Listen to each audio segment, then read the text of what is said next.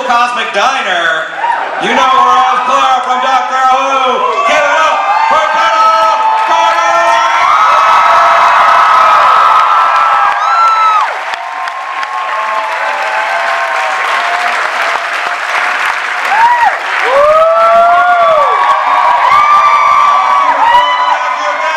Make a lot of noise because there is a doctor in the house. You know him as a Time Lord. You know him as the Doctor. Number 11. Please give it up for Mr. Matt Smith.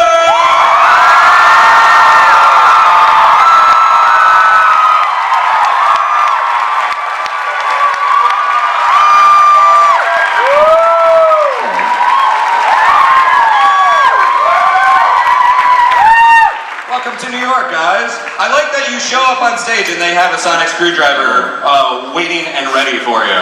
It's like, that's pretty good accoutrement to have. You know, if Matt says that his microphone is not working during this panel, something's really wrong. So, I guess my first question is, Matt, does it feel a little bit awkward being on stage? I mean, if you were in your character, because you have one companion you were heavily flirting with and your wife together on stage. This feels like Gallifreyan Jerry Springer right now. Is it a bit awkward? No, yeah, it's always very, very difficult to choose between your wife and your girlfriend. In this instance, yeah, no, it's marvellous. I kind of feel like River and Clara could have kind of a cool Thelma and Louise adventure together. Is that ever anything that you guys had thought about, like sort of a spin-off road trip buddy cop kind of thing? Yeah, minus the ending, maybe. Yeah, road trip in the Tardis. We drive the Tardis over the edge of the universe. Perhaps meeting Brad Pitt instead of the Doctor, I suppose. Yeah. Yeah, and those jeans. He had those really tight jeans.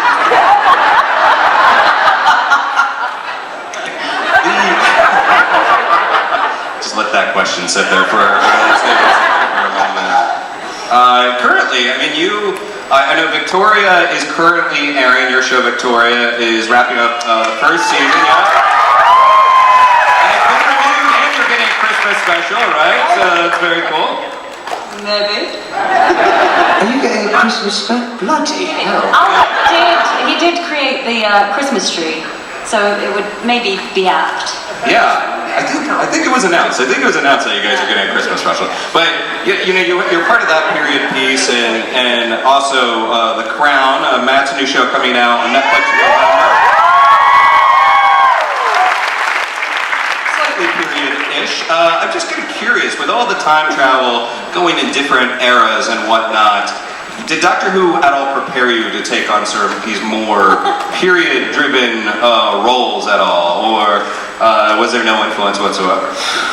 Well, yeah, I mean, I guess we sort of wore similar costumes, didn't we? But the thing is, if you put the Doctor in the royal family, like the palace would burn down or something. And he changed the course of history. Is this too loud? Am I being too loud? Shall I leave it here? Anyway. Did we work out what relation you are to me yet? I am your great...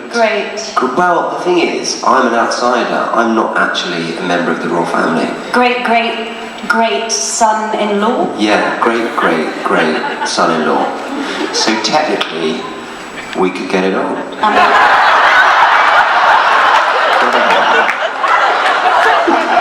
joking. That would make for a hell of a crossover. Well, I know. Technically your great granny-in-law. Yeah. I like where this is going.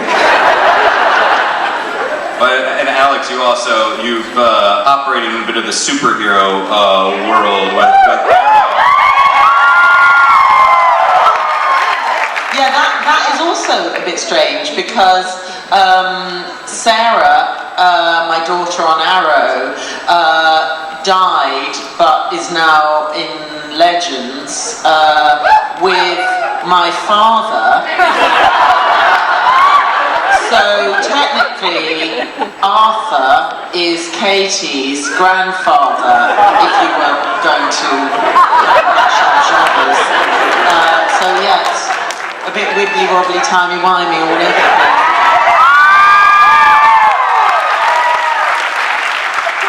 Actually, I saw Arthur a couple weeks ago at a different event, and you know, he's got a little bit of a time traveler swagger now. And I'm kind of wondering, do you feel threatened at all? Or did he even approach you for advice, like, hey, so... No, he didn't. Not that you're bitter or anything. Yeah. Do you think he could be a better time traveler than you? No. You still... He hasn't got a Tardis, for one thing. He's pretty attached to his coat, isn't he? Yeah, he likes his long sort of... He likes his, yeah, like swashbuckling coat. Exactly. It's brilliant, though. Arthur's so brilliant, but it's just, to me, he's always silly old Rory. With his strange face. So Arthur's in a show where he doesn't die every episode? Yeah, exactly. That was my favourite thing about scripts. I'd read them and I'd go, oh yeah, Arthur, you're dead again. Because I'd always read them first. And we're about to throw it to some questions. You guys got some questions, right? You got some questions ready to go? That was pretty weak, so I guess maybe you don't have questions. Come up with some, because we have some microphones floating around here. I want you to kind of keep an eye out for them and get ready with your questions. So Jenna, at the end of your character's arc, we do see you kind of floating off in this diner of sorts, this Tardis. So I guess I'm curious, across the board, if you had a Tardis and it had to take a different form, what would it be? Would you go for a diner? Yeah. Yeah, you would stick with the diner? Yeah, I love the diner.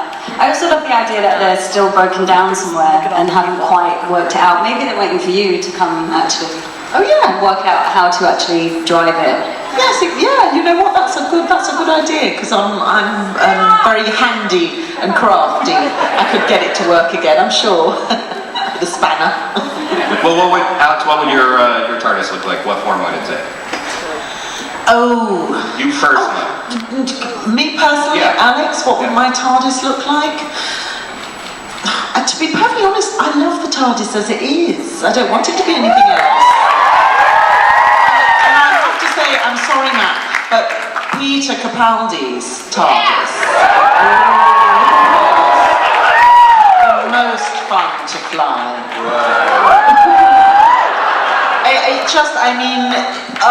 There was so much, just so many bells and whistles and things that moved, I was playing around on that console for days and days. This is like a PG-rated panel, right? I'm not doing anything Absolutely not. Has it changed that much? Because it did start out as mine, and then it evolved. The thing is, I'm going to just lay my cards on the table here. I prefer the old TARDIS, the first one that I had. Did really? Yeah. Because it had more space, it was a bit more sort of chaotic. I really like David's TARDIS as well. Was a little too organic Yeah, for me. yeah, It was sort of, I felt like I was inside a pumpkin. Sort of was weird. No, I didn't like that one. Yeah. I like the sort of steampunky kind of energy Peters has. It's good. Well, what was something? And none of you will ever know because you never get to fly it. What was your favorite part when they redesigned it? Or actually, what was something that was missing that you kind of missed? I'll tell you exactly what it was. I used to miss the way I could enter and exit. Because when you entered the old one, there was loads of space to run in. You could run in and you could run up the stairs. And I used to miss that, like, running bit. And it was just a bit more like madcap. That's not to say I didn't like the new one as well. Both fantastic TARDISes. Tardis. Anyway, carry on. Which one did you actually prefer? Because you were on 2 sets as well, right? 2 different TARDIS sets. I was on the new, so as I joined, the new TARDIS was being built, so that's the only one I saw. The other one I went in was John Hurt's TARDIS. Oh, right. In the 50th, which was all white, like classic, more scientist TARDIS. That was good. And my own. Yeah. Oh, yeah, the diner TARDIS. But okay, so what form would your TARDIS take in real life, Matt?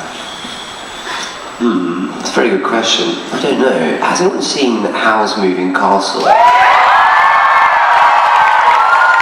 guess something like that. Not the same as that, but sort of a house with like weird legs or something. But it would be a lot comfier. I was always campaigning. What Peter got was a little like area to chill out in, and I always wanted like a piano and a sofa, and you know, that stuff's in there, you just don't see it. It's in the other corner. But we have all of those, but it's just that they don't see it. No, exactly. We've got a swimming pool, we've got a pool, we've got a library. We've got an indoor movie theatre. Yeah, we've got a zoo.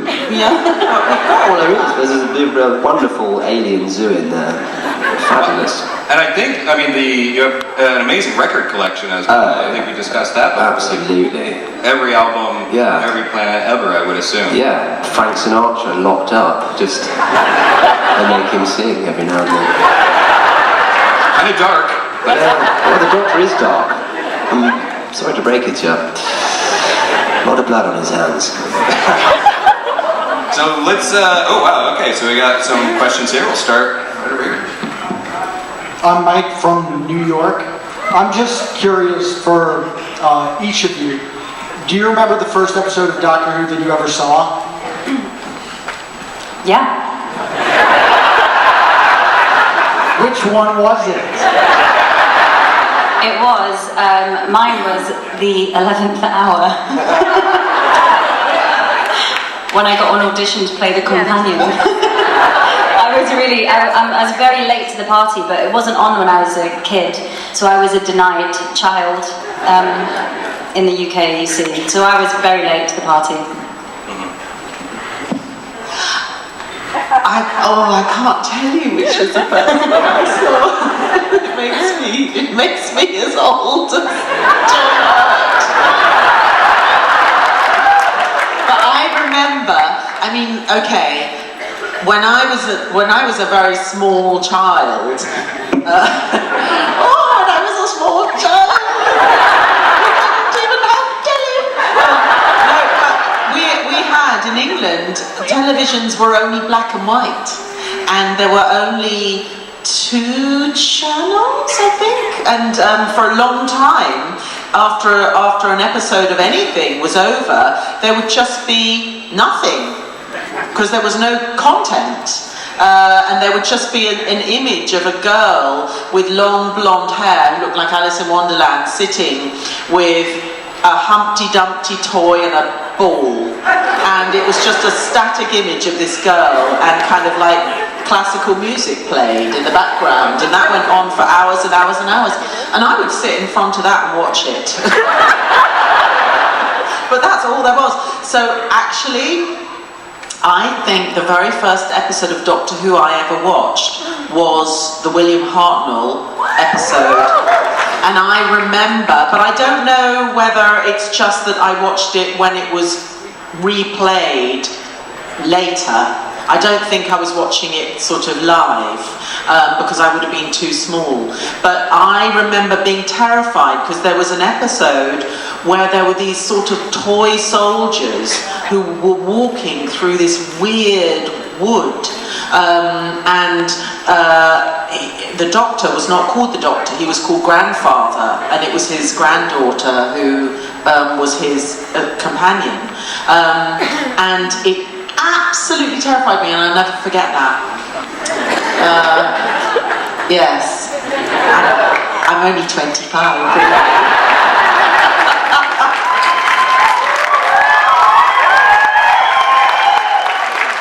How about you, Matt? Do you remember?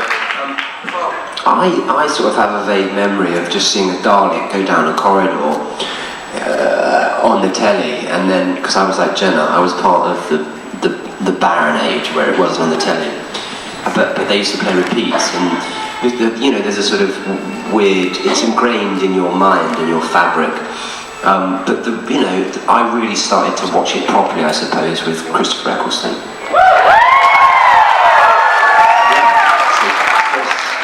But I was aware. I'd seen like snippets, and I knew what the Tardis was. Jenna, I mean, correct me if I'm wrong, but I believe you told me once that your grandmother was a big fan of Doctor Who. Is that correct? Yeah. I mean, that certainly ties that into this family affair, and very much makes you aware of the legacy of this thing that you're entering into. When you got the role and you knew that your grandmother was a big fan and you were aware of the legacy, was it difficult at all to sort of set all that aside and then do the job? Because I guess it can't get in your head too much. Not really, just because you're in the studio and you're working so much, you kind of end up just enjoying it and forgetting that. But I actually had auditioned for Doctor Who before to play Mel's. And my grandma was devastated I didn't get the part. I know why you didn't get the part, because they were like, there's this girl. They're never going to cast me as Karen Gillan's best friend because I'm just too short next to her. I literally remember having that exact thought. They would never cast us together as childhood friends. How about the both of you? Did you ever have to set aside that weight, that legacy? Because if it gets in your head, you can't do the job. Yeah, I find you get moments of it. On the 50th, I got the moment of it when you, David Tennant, and John Hurt were having a conversation, and I had to say something, and the three of you turned and looked at me. I remember that. In the TARDIS. Yeah, I couldn't do it. I kept falling to pieces every time. Yeah, I remember that. It was good.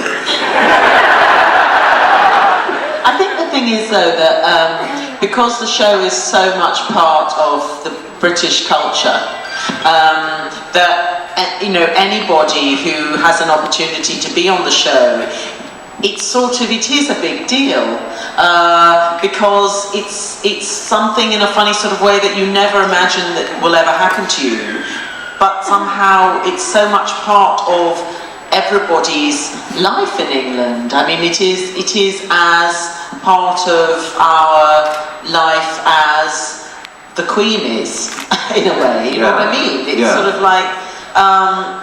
So I don't think it's necessarily that it's intimidating, but it's sort of like, oh my God, I've just sewn my own thread into this incredible cultural blanket. Yeah. That's a nice way. Yeah, it's a wonderful way of thinking about it.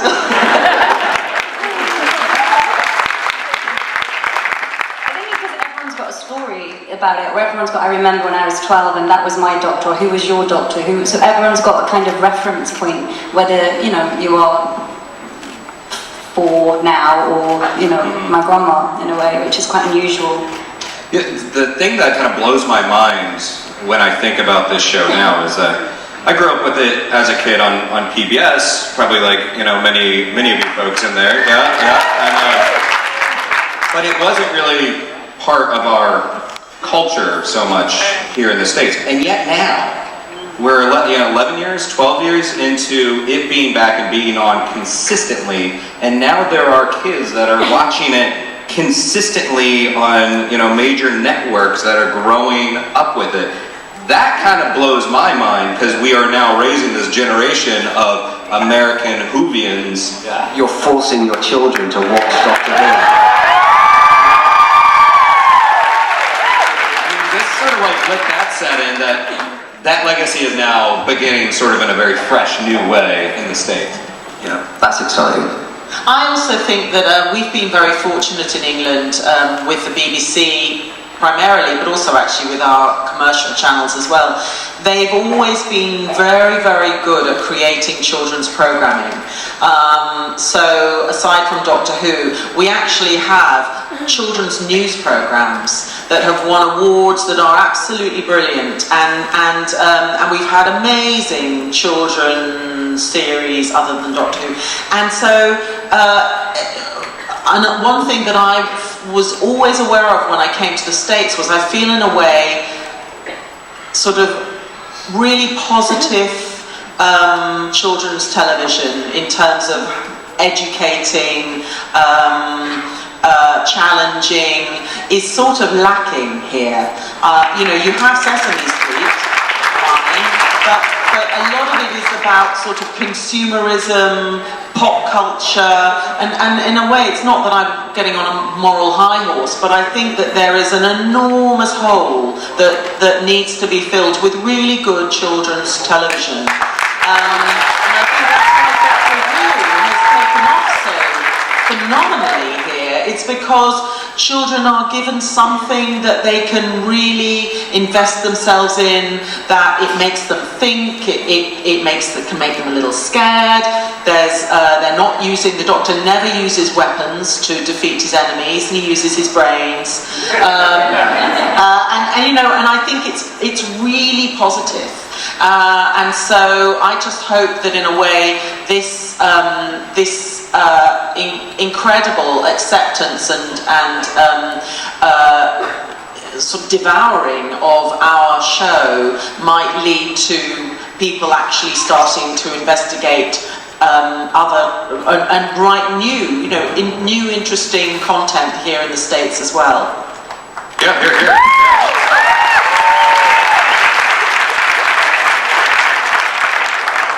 Hi, my name is Elizabeth, and I have a question for the Doctor. So, we have seen two of your predecessors and one of your companions make the jump to the Marvel Universe. My question is when will you make the jump? My answer is, when will they ask me? No, I mean, it's, okay, that's an amazing universe. I'm really excited to see Ben in Doctor Strange. That looks good, doesn't it?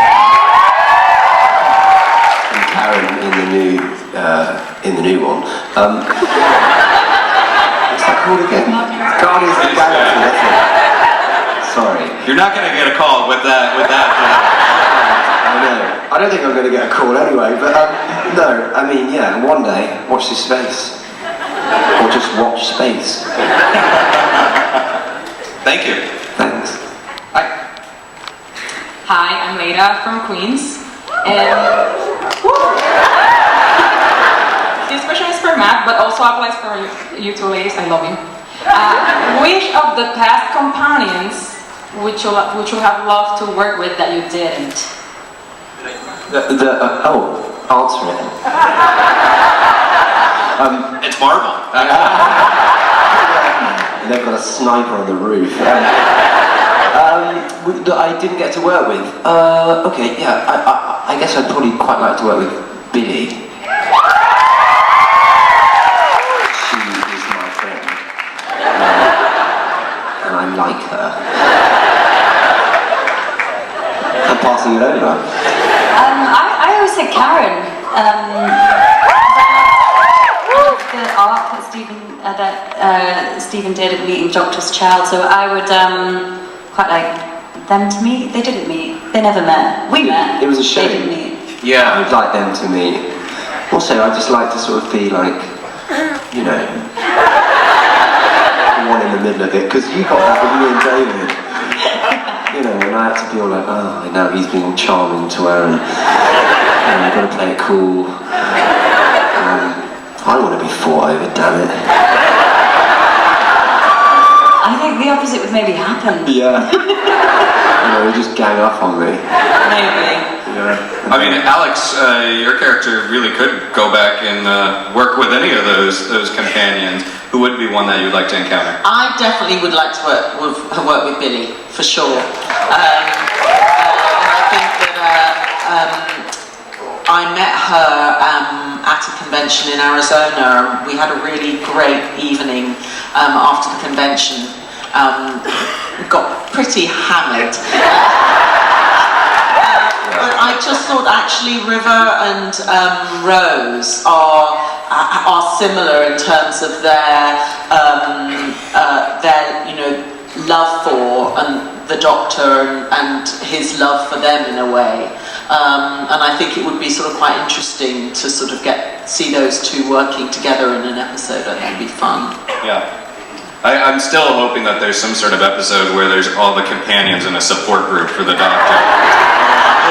Led by River Salt. That would be great, That would be good. actually. That would be really cool. I mean, consider the scarring, the psychological scarring those poor people have. Amazing play. If Yeah, it'd be an amazing play, actually. I'll have to tell Stephen to write it. Yeah.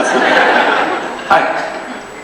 Hello, I'm Cody from Pennsylvania, and I just want to ask if, for all three of you, if any of you have a favorite episode or favorite scene that just really stood out and was fun to film.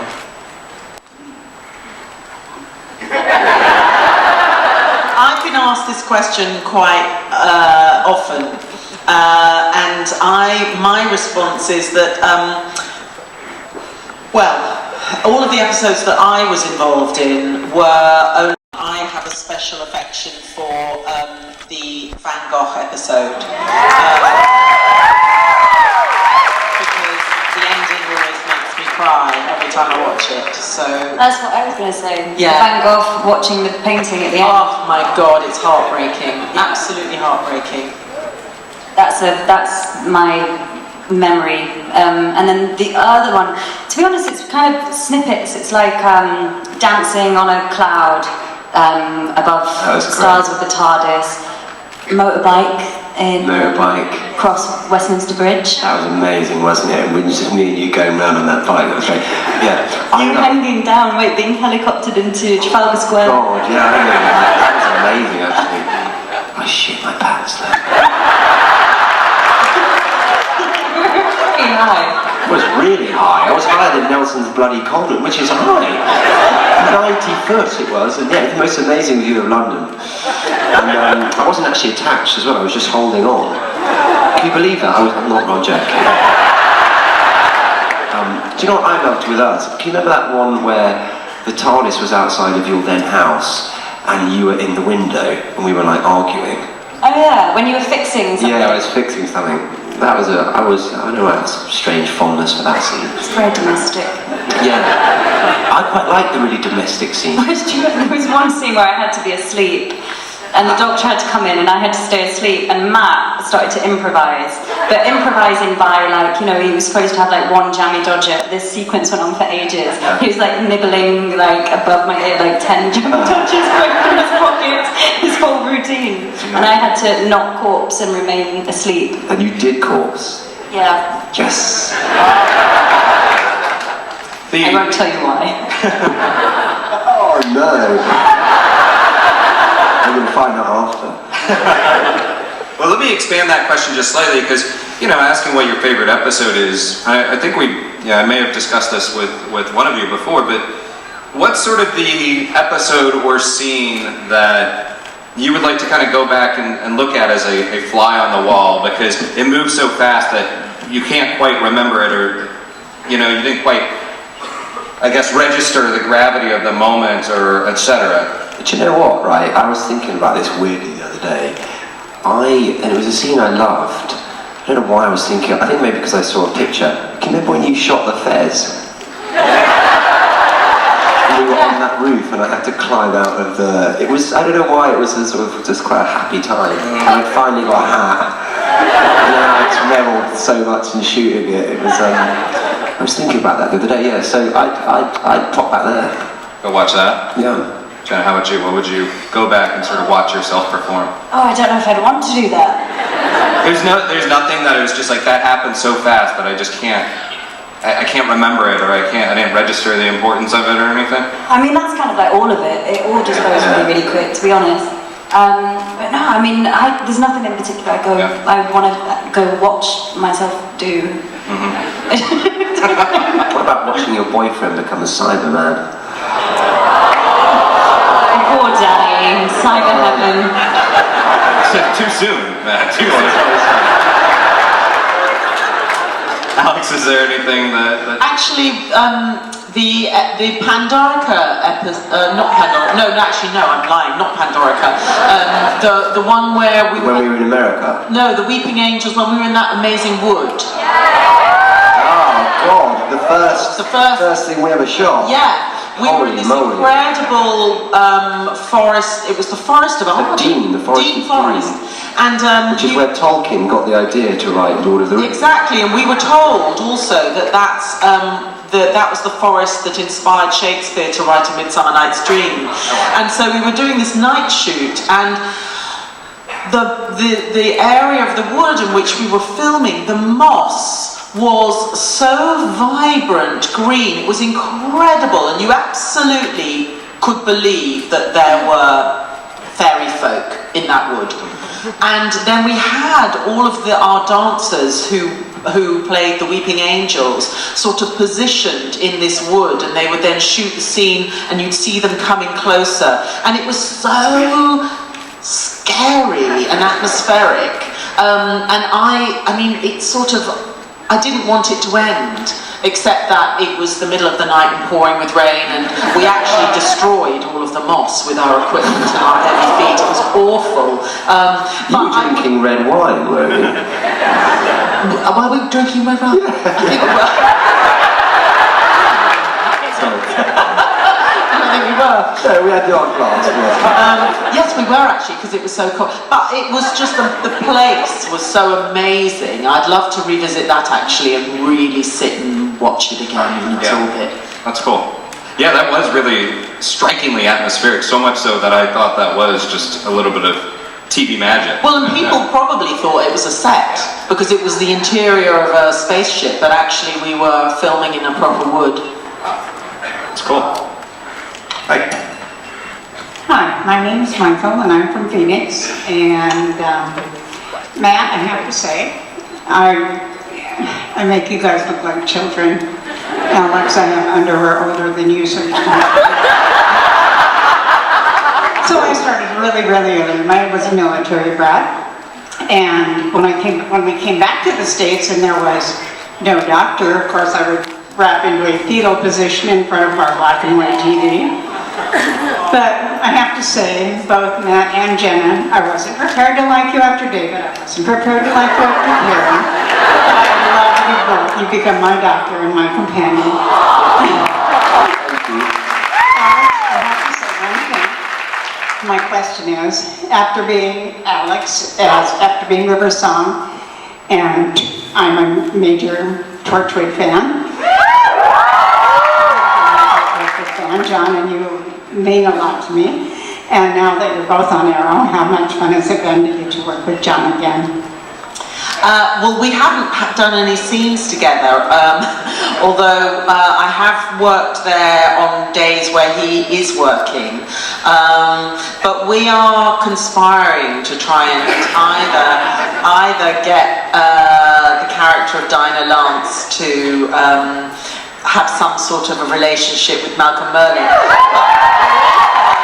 We're also conspiring because I know that John is quite keen to try and reboot Torchwood.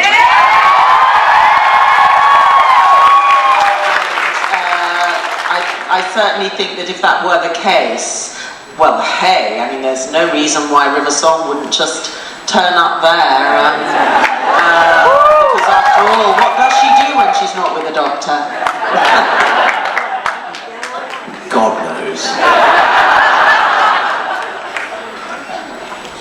Hi, my name is James. I'm from this area here in the New York City area.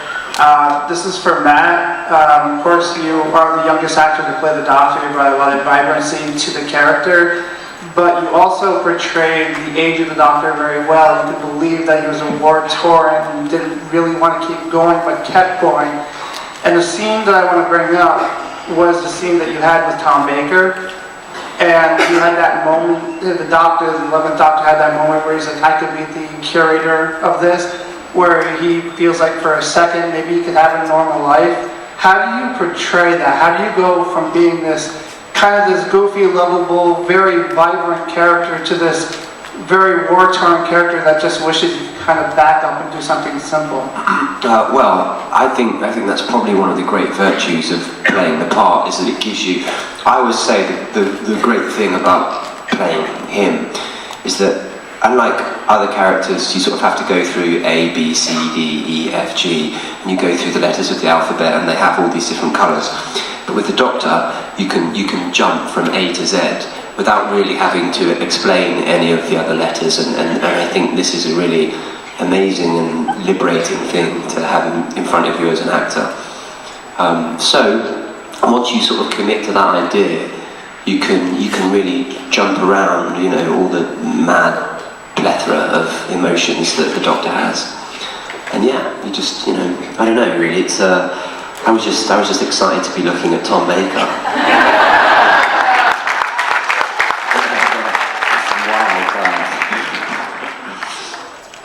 what parts of the Doctor, of the role, still sort of manifest themselves in other roles, or things that sort of creep up where you're like, oh, that's very Doctor-like. Either I need to pull that back, or I need to be aware of it. Anything? God, most things probably. I don't know really. Most things. You know, he's sort of quite. I don't know. It kind of depends on your variety as an actor, I suppose. But the Doctor is the most interesting character I've played, probably. I think, because he can do so much, and his outlook on the world is everything. It is age, and it is infancy. It is madness, and it is normality. It is chaos, and it is sense. You know, and this can all happen in the space of 10 lines. And that's what's amazing. Is it's like he's like a jazz musician, but in space. I think though also, David sort of touched on it a little bit, but I mean, in all honesty, I think you were the very first actor playing the Doctor to actually explore his vulnerability, his emotional vulnerability. Because I sort of feel, you know, prior to that, the Doctor was a character that sort of had a job to do, which was protecting the human race from whoever the foe was, and that was sort of it. But the sort of the real emotional internal journey that was going on was never really explored before. I don't think, and I think that you were the first actor to really sort of go there, which I think is great. It has to happen. And it was almost like the Doctor, despite his age, he's still a child, and he's just discovering that side of his personality, which is, you know, his own true love, emotion, feelings, hurt, all of those sorts of things, which I think Stephen Moffat actually was the one to start to bring that into the character. Yeah. Do you agree? I'm not talking out my arse. Hi there, I'm Brian from New Jersey, and this question's for all of you. So I was wondering if you had to pick one episode in the Davies era of Doctor Who, before Moffat, that you could either star in or play some kind of interesting actor role in that you didn't already, weren't already involved in that episode, which one would be and why? Which episode? I play the Master.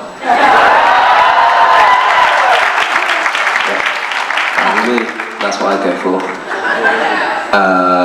The ones the Master's in. Or I like that one that has the devil in. I think that's a good episode. Yeah. You were able to sort of channel a little bit of that evil Doctor in I forget the name of the episode. The Cyberman, right? Yeah. I love that. Pretty fun, like going in there. Yeah, I was really interested in that element of the Doctor. I think had I carried on, I think that's what Stephen was gonna explore. It's like it would have been like Breaking Bad. He'd have gone. Having a master regenerate as a previous incarnation of the Doctor would be so mind-blowing. Yeah. But the thing is, I think part of you goes, I don't know if I want to tune in, and I don't know, it's hard. You've got to be really careful with him as a character, I think. It'd be hard to watch him be really awful to everyone. Yeah, it's true. Yeah. Oh, thanks, man. Jenna? The first thing that came to my mind was, what was the character called who was the skin?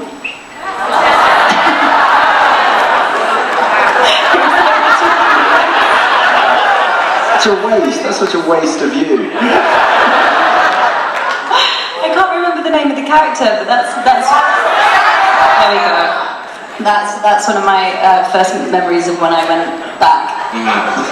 It's a striking image. I've seen people cosplay as that character, and I'm like, that's dedication. So, actually, I didn't, because I was in the States, I didn't watch the reboot because I was working and I didn't have a sense of what was going on. So I didn't watch any of the Russell T Davies episodes at all. so I can't actually tell you. Thank you. So we have this spin-off called Class that's on the way, and I think we're all very excited about it. And it's set sort of in your character's old school, and I'm not going to ask if you guys are going to show up in it, but I'm curious. First off, was your character a good teacher or the worst teacher in the world or the galaxy? Because on one hand, she has all this experience. On the other hand, she's like missing a lot of class, and then when she's there, she still misses though, doesn't No. This was her big rule, was that she'll only travel with the Doctor if he gets her back for the minute that she left. So it was the thing of living a double life. But not bringing paper. Just a little bit disorganized. Yeah. So what do you think? Do you think she was a good teacher or a bad teacher? I think she was a good teacher. I mean, she took them in the Tardis. Which, as we know, leads to bad things for anyone that's not the Doctor. I'm pretty sure they all went to meet Jane Austen as well. You know, school trips, field trips, space trips. Okay, so good teacher. How would I'm not biased, but that River Song professor? She has taught some classes. Is she a good teacher? What would her teaching style be? She's a fabulous teacher. She'd be like Miss Frizzle.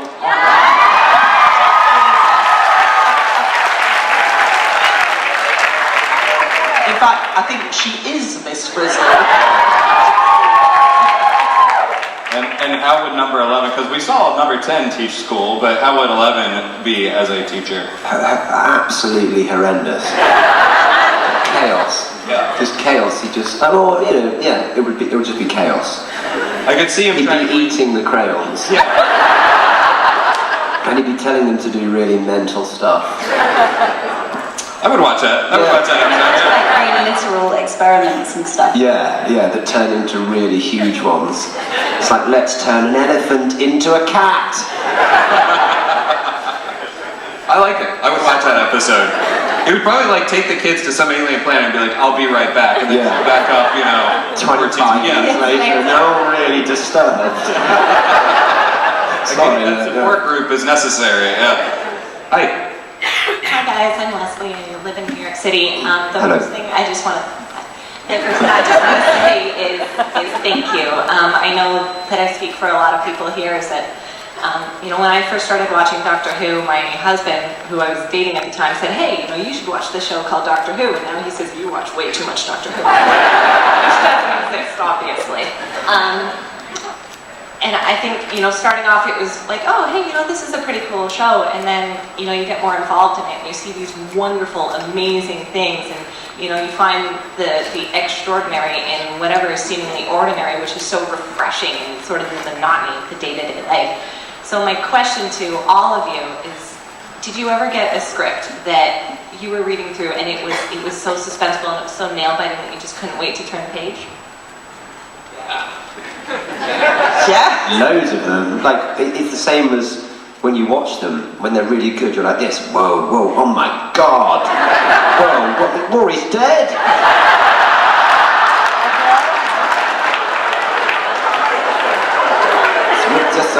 I get to kiss Alex. Yes. That Clara knew all about it. I can't be that. That's exactly. I certainly, the first episode that I did, where I was offered the role of River Song, and finishing it, I found myself literally wetting the script because I was crying so much, and that's why then I decided that I'd better take the role because it was, I had this reaction. And then actually the Christmas special, I was just laughing out loud, and I was on a plane, and it's funny when you're on a flight and you look over, you hear somebody laughing if they're watching a movie or something like that, and you wonder what they're watching. I was like, all of this, and being very aware that people were looking at me, but it was so brilliant. The right, yet again, my lines, so brilliant. Oh my God, I mean, certainly, well, I only know Stephen Moffat. I don't know any of the other writers, but Stephen Moffat's scripts, they are page turners, because he is such a genius at what he does. They are gold dust. Excellent, thank you. Hi there. Turn off the lights. Hi. Hi. Hey. What's your question? And I have a little bunny named JJ. You have a little bunny named JJ. Hi, JJ. And my question is that my doggy. No, where's Where's your doggy? Where's K9? That's a very good question, and I think everyone would like to hear the answer. The hard-hitting questions, guys. Where is K9? K9? The thing about K9 is, he's an elusive little doggy. And he likes to stray far from the home, which you shouldn't let your doggy do. So he is probably on a planet full of other dogs, having a really big party, eating big space bones. Jenna?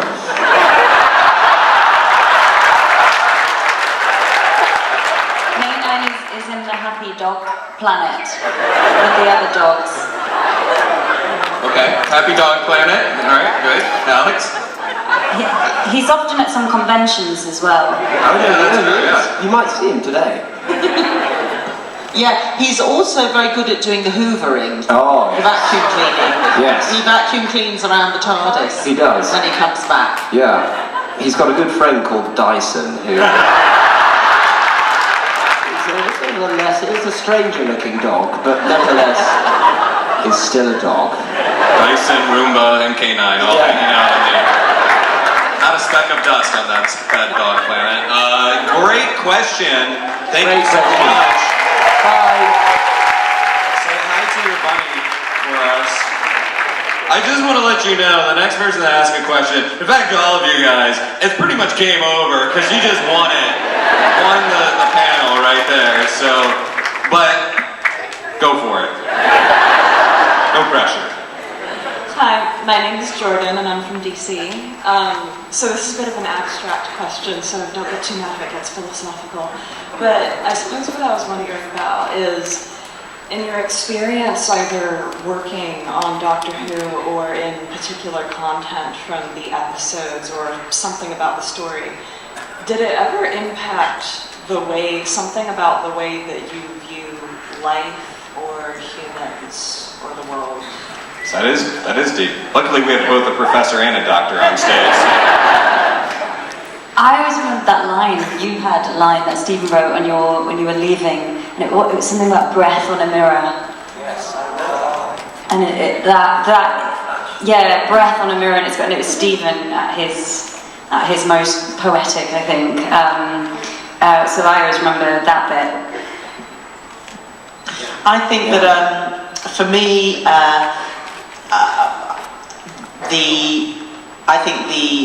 the reason why people follow the show and the show is so beloved is because Stephen writes about love and about love in all its forms, and I think that if you're following the show, that actually you absorb that, whether you are aware that you are or not, that you do. And I think it's something that then one can sort of take out into the world. But essentially, the Doctor Who is about love.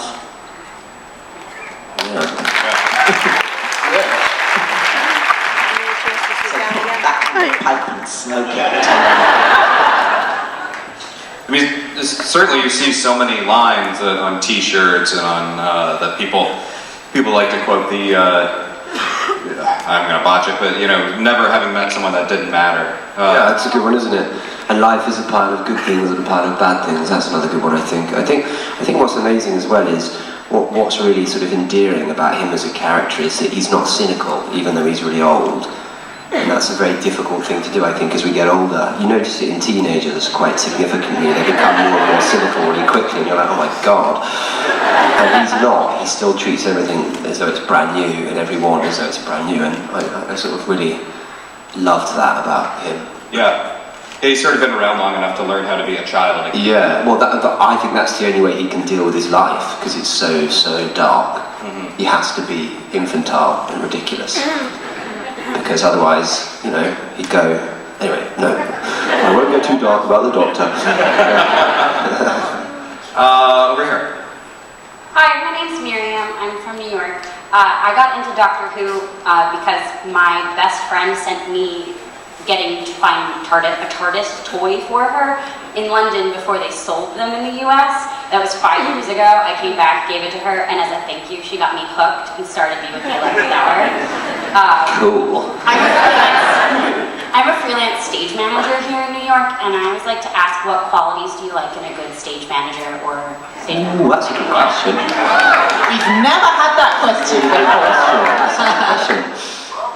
Alex is the most experienced up here, so...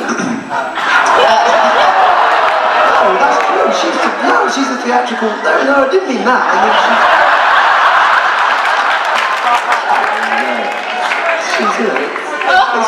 she's done some classics. You mean a stage manager in the theatre as opposed to first AD or whatever when we were working in TV production, yeah? I'm a stage manager, but whatever the equivalent that you work with or stage manager in general.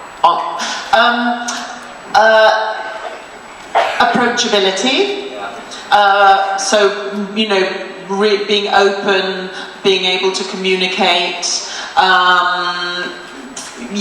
Just on top of it, really friendly. That's sort of about it. I've worked with some really good stage managers actually, and it's such a joy when you just know that you're in their capable hands, and that they'll come and knock on your certainly on Doctor Who, they'll come and knock on the door and say, okay, they want you in 5 minutes. The real thing is when they come and knock on the door and say, look, they're saying they want you in a minute, but just stay here, because the truth is they're not going to be ready for another half hour. That's the best type of stage manager. And they learned that on Doctor Who, didn't they? They learned to do that one. We would call it the dreaded knock. The dreaded knock. You can hear when the knock's coming. Because you're waiting to go on stage, and then you think, if you knock on my door and say we're ready for you one more time today, I'm going to self-combust. I think a good, calm disposition, and when you go, ladies and gentlemen, this is your 5-minute call, you have 5 minutes, I think do that in a nice, calm voice, because actors are getting nervous at that point. Coleman? Again, just good keeping the atmosphere calm, even if there is chaos, is hiding that, because they kind of manage the entire atmosphere. Cool. Right. Hi, I'm Kelly. I'm from New Jersey, and I just wanted to know if you ever broken anything on set. My whole life. My knee. You mean bones? I thought you meant like props. Oh, and props, yeah. Props. I mean, endless props. I had to make 4 Sonics. Did you ever break anything? I broke the Tardis on like my first day. It was awful. You just broke my heart. Yeah, no, I didn't break anything. I didn't break anything. But I would grass on him having broken things. You didn't break any bones or anything. You just constantly broke props. Constantly broke props, yeah. Is it because did you have like was it a violent sonic gesture? Like when they just go flying? Just useless and stuff. I don't know what it is. Honestly, clumsiness is a disease. And I am Matt, and I am clumsy. I don't know why I'm up. It's important stuff. And I think, are we... We have a couple more minutes. Okay. One question. So no pressure on me. Awesome. No pressure. No pressure. I'm James from Long Island. My question, 2 questions. I'm gonna cheat. Well, we won't let you cheat because we'll let you have 1 question. So then. Wow, thanks. I appreciate it, man. So first question is more for Alex and Jenna because you're not Matt. No offense, Matt. When they announced that Matt was leaving, did anyone else feel that he was leaving too soon? Because I felt he had at least another year in him.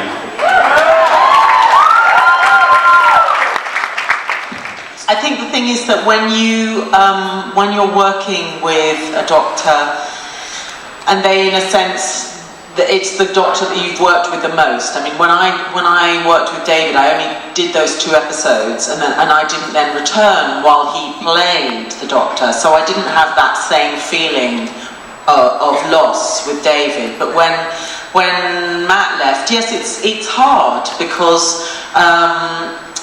He was so good, but the truth is that there is only a certain amount of time that anyone can play the doctor because you get burnt out.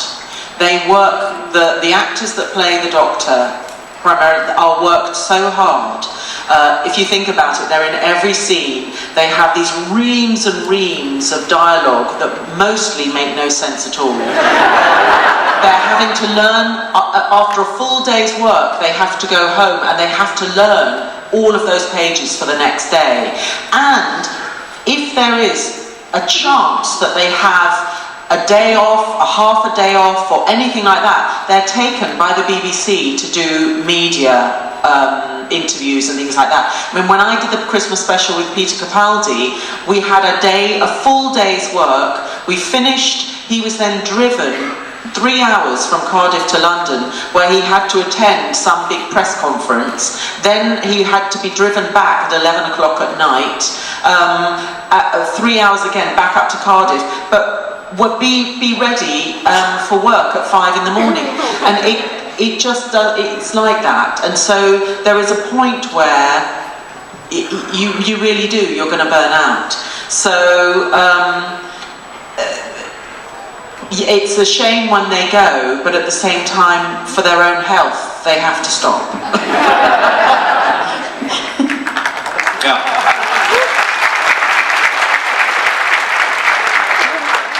Do you have a comment on that? Or? When I joined, I knew Matt was leaving, so I always knew that we had like a limited amount of time together. That's one of my great regrets. I didn't get another season with Jenna, actually. Well, speaking of limited time together, we have reached the end of the panel, unfortunately. However, the fun does not end here. Go see these guys, get an autograph, go get pictures and all that good stuff. And also, check out The Crown, coming to Netflix in November. Check out Jenna on Queen Victoria, it's renewed, like I said. Check out Alex on Shoot the Messenger on CBC. But again, check them out here at New York Comic Con. New York Comic Con, you guys are awesome.